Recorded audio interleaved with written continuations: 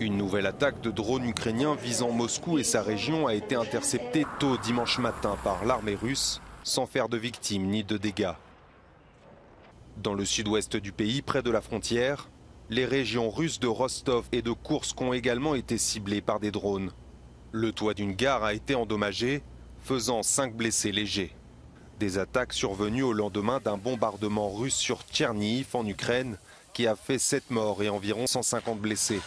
Samedi, Kiev promettait une riposte. Я впевнений, наші воїни дадуть відповідь Росії на цей теракт. Відчутну відповідь.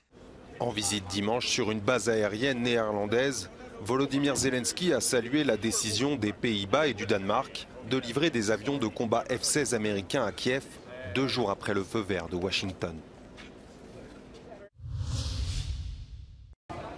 À quelques heures du scrutin en Équateur, la visite à Guayaquil du candidat de droite Otto Schoenholzer est brusquement interrompue par une fusillade devant le coffee shop où il prenait un petit déjeuner.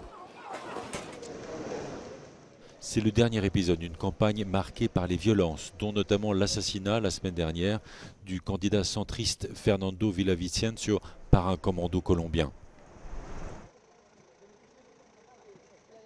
La gente no está muy asustada.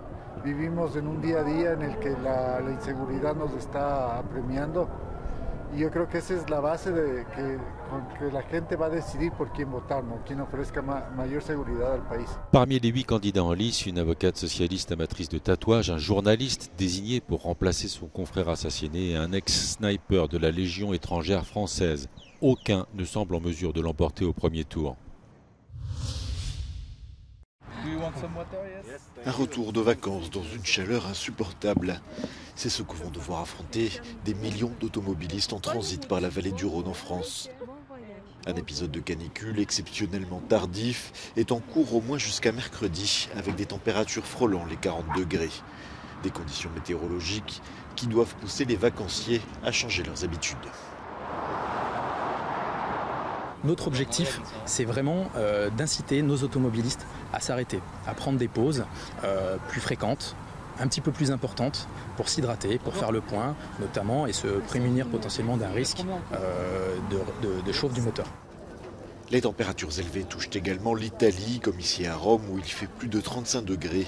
Ces épisodes particulièrement éprouvants pour le corps humain et liés au réchauffement climatique se multiplient. Selon Météo France, 29 vagues de chaleur ont eu lieu depuis 2000, contre seulement 17 les 53 années précédentes. L'Espagne remporte sa première Coupe du Monde féminine. L'Aurora s'est imposée 1-0 face à la sélection anglaise pourtant favorite. Le but est signé de la capitaine Olga Carmona à la 29e minute.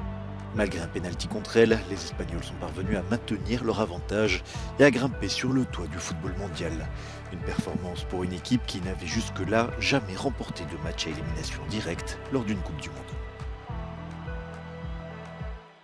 Well, it'll go down as one of sport's most remarkable achievements. The majority of this Spanish squad were on strike 11 months ago. Now they're champions of the world. At 23 years old, Olga Carmona became the youngest player since 2011 to score in a FIFA Women's World Cup final. She is the history maker. This La Roca side are the record breakers. It brings to an end a fine tournament here in Australia and New Zealand. Sam Ashu for Euronews in Sydney. Un festival de rue afin de promouvoir l'inclusion organisé ce week-end à Berlin par la communauté LGBT.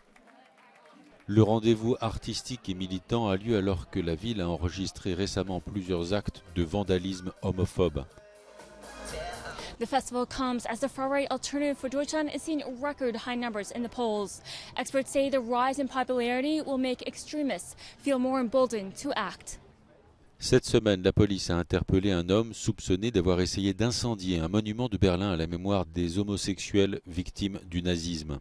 Le suspect aurait également endommagé un bâtiment accueillant les bureaux d'une association lesbienne. Les festivaliers estiment qu'il est temps de dénoncer ces violences.